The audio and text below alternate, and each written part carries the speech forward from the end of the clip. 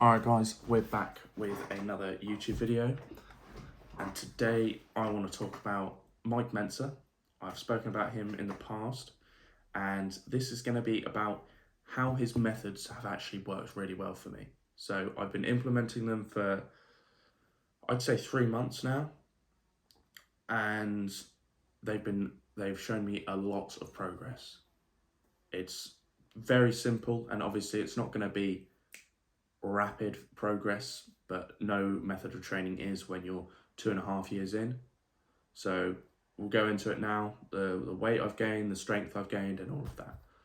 So when I started it, I was doing bench press 120 for a set of 3 or 4.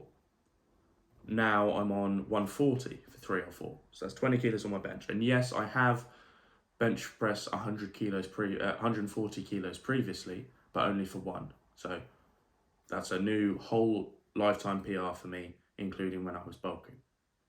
Squats gone from 120 for a set of 7 to 150 for a set of 5. So yeah, that's again up. That's not a PR for me. That's not a whole time PR, but it's getting close to that. When it's 160 for 7, say, then it will be equaling my old PR. So it's gotten 30 kilos stronger in 3 months, which I think is very, very good. But I have done that weight before, so it could just be muscle memory. Next, things like deadlift. My deadlift's been fluctuating a lot. Before Easter, before I was even doing this method, before I was even doing Mike Mentzer style training, I was doing 180 for sets of 5 or 6, but that was using straps, belts, and all of that. Now I don't use any of that. I think it was 140 when I started, maybe a little bit less, just for a set of 4 or 5 with no straps, no belt. Now it's 170 for a set of 5 before my grip goes. So I'm just training more of my grip recently to help come up with that. So obviously all my lifts have gone up in numbers by 10, 20 kilos. It's remarkable. The results show for themselves. And you can say, oh, that's because you've done it before and it's just muscle memory. Yes, it could be, but that's still faster recovery than I've seen anywhere else. Now, onto the weight gain. I wasn't in that high of a calorie surplus, and I went from 83 to 87, so that's 4 kilos. So obviously calories matter, so I was matching the calories, but I stayed fairly lean, and I felt like I put on mainly muscle. Now that I am 87, I want to get back down to sub 85, but just leaner so that I don't have that extra bit of fat walking around.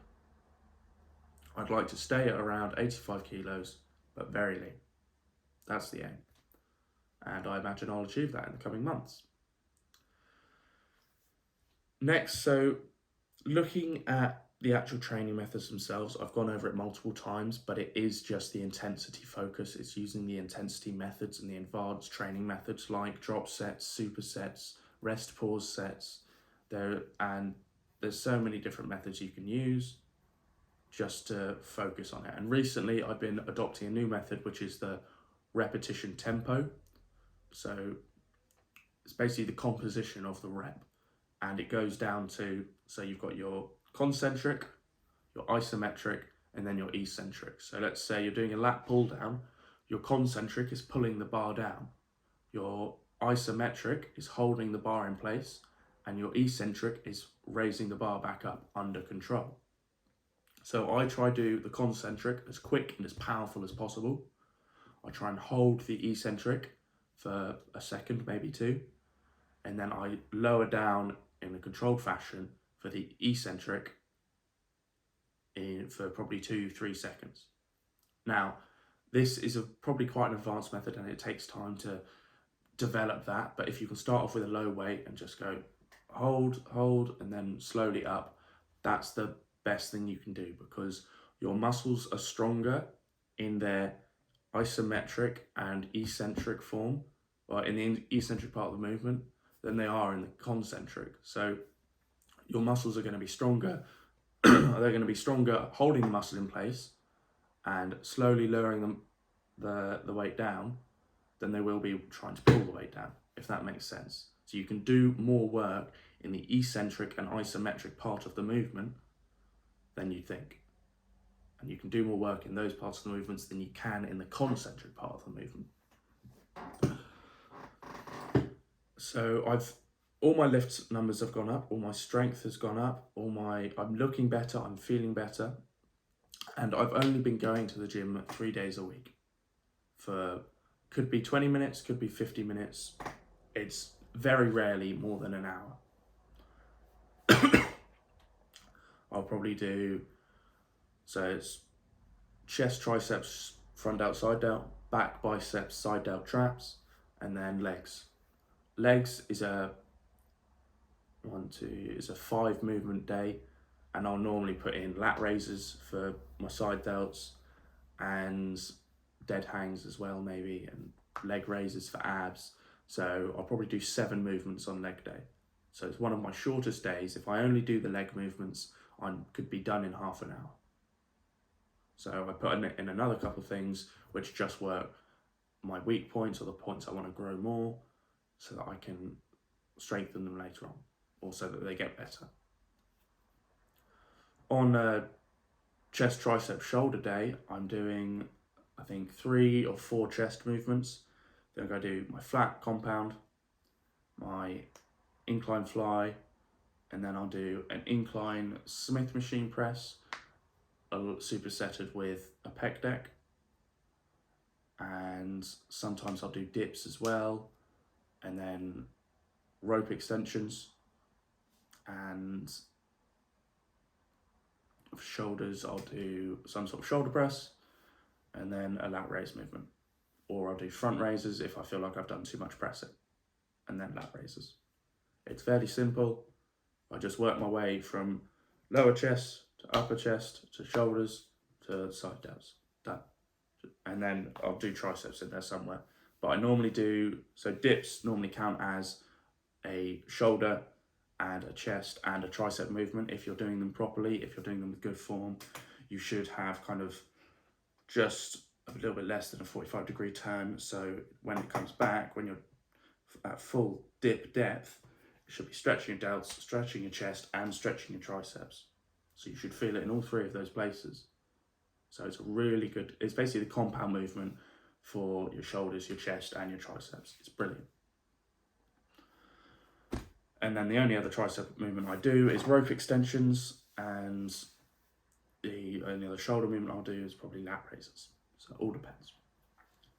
Back day, I'll do deadlifts, start off with those, and then I will do some form of seated row movement, be it a cable row, or it could be a bent over dumbbell row.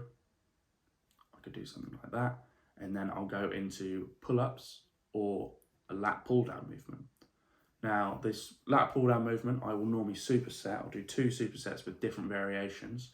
I'll do a close grip, medium grip, shoulder width sort of thing, palm up, pull down. That's one thing I'll do. And then I'll superset that with a neutral grip, shoulder width pull down as well. So that just, again, works it perfectly. And after that, so it's biceps, rear delts, and traps. So I'll do reverse pec deck. That normally does my mid traps and my reverse delts. And then for my upper traps, I'll do dumbbell shrugs, because there's the most freedom in the movement there. So dumbbell shrugs. And then going on to biceps, I'll do hammer curls and straight barbell curls, which is pretty simple. And all of these movements, they're going to have to be intense. That should be your main focus, your number one focus, because that's all that matters. I can do 1, maybe two working sets while I'm going all out, and that's all I need. So that's all I'm going to do. If that's all I need, then that's all I'm going to do. I don't want to overwork it so that I don't get injured. I'm just doing the correct amount so that I stimulate muscle growth. That's it. On to leg day. Start off with back squats, Bible squats, heavy, reps of 5 to 6, I don't know, don't care, just heavy squats, go. Then I'll do leg extensions, seated leg extensions, great movement, does the quads again, does a different part of the quads. And then onto laying hamstring curls, or seated, depending on how I feel. And in between all of these movements, I'll be doing calf raises, standing calf raises, very slow and controlled with a hold at the top and squeeze and all of that, because I'm really trying to grow my calves at the minute. And I'll do it when I'm warming up for my squats, through all the warm-up sets on my squats, in between my sets on the leg extensions, in between my sets on the hamstring curl, and then that's it. So then I'll just do tons and tons of calf raises. Once I've done that, I'm then onto hip adductors, which is the one where you close your legs together. That's just to build the inside of my legs. And after that, I'm done with the leg movements primarily, but I can go on to doing things like leg raises, dead hangs, and lat raises if I want to, so say, work my abs, do my shoulders, and work my grip strength more. So there's always areas that I'm looking to improve, and if I've got some weak points, say, then I'll put them in at the end of my leg session, because I know that's where I can fit them in. Now, training outside of the weight room, I do cardio every other day, every day that I'm not in the weight room, and it's going to be very simple. 10 sprints, 5 3-minute rounds of shadow boxing, and then 100 burpees. It's simple, but it's difficult. Like, you do that, 5 3-minute rounds of shadow boxing with a minute in between, actually going all out, that's hard work. Plus doing that after the sprints, even harder. And then having to do the burpees after that, even worse.